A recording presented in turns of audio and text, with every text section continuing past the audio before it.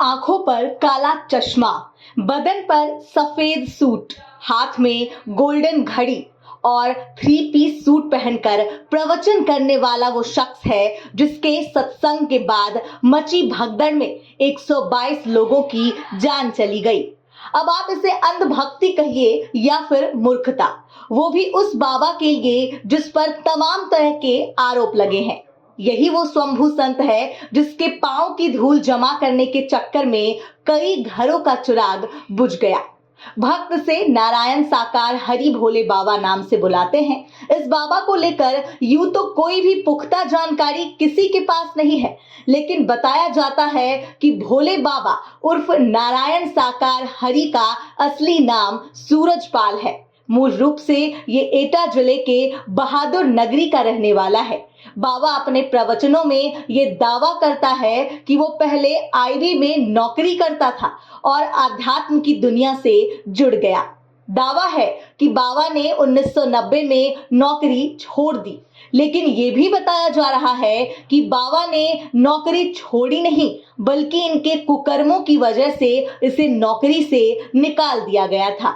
आमतौर पर प्रवचन के दौरान मंच पर अपनी पत्नी के साथ बैठता है। बताया जाता है कि कोरोना में सत्संग करके चर्चा में आया था। नारायण साकार हरि की पश्चिमी उत्तर प्रदेश के तमाम जिलों में अच्छी पैठ है, खासकर आगरा, एटा, इटावा, मैनपुरी, हाथरस, मेरठ, बागपत जैसे जिलों में अक्सर उसके प्रवचन और समागम होते रहे हैं। उत्तर प्रदेश के अलावा राजस्थान और मध्य प्रदेश में बड़ी संख्या में इनके अनुयायी हैं। नारायण हरि उर्फ भोले बाबा के प्रवचनों में आमतौर पर भारी भीड़ जुटती है और हाथरस वाले सत्संग में भी कुछ ऐसा ही हुआ, लेकिन यहाँ भीड़ बेकाबू हो गई और भगदड़ में सैकड़ों लोग अपनी जान गंवा बैठे। वैसे तो नारायण साकार हरि के अनुयायी उसकी पूजा करते हैं, लेकिन इस बाबा का विवादों से पुराना नाता है। इतना ही नहीं, कहा जा रहा है कि ये बाबा बलात्कार का आरोपी भी है।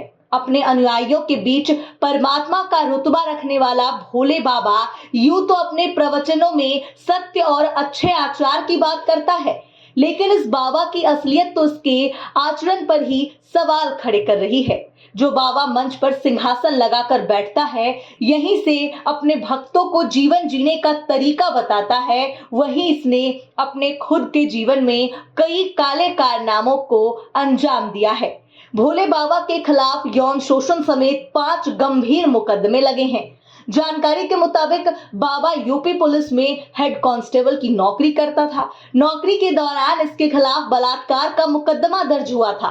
बाबा को इसी के बाद नौकरी से बर्खास्त किया गया। बाबा को इस मामले में जेल भी जाना पड़ा था। बताया जाता है कि बाबा ने इसी के बाद नाम और पहचान बदल ली और सत्संग करने लगा। यूं तो बाबा आध्यात्म की दुनिया से जुड़ा था, बावजूद इसके विवादों से बाबा का चोली दामन का साथ रहा है। भोले बाबा पर जमीन कब्जाने के भी कई आरोप हैं। कानपुर के बिधनु थाना क्षेत्र के करसुई गांव में साकार विश्व हरि ग्रुप पर 5 से 7 बीघे जमीन पर अवैध कब्जा करने का आरोप लगा था। माना जाता है कि भोले बाबा की पॉलिटिकल पैठ भी तगड़ी है। शायद यही वजह है कि वो धड़ल्ले से अपनी धर्म की दुकान चला रहा था।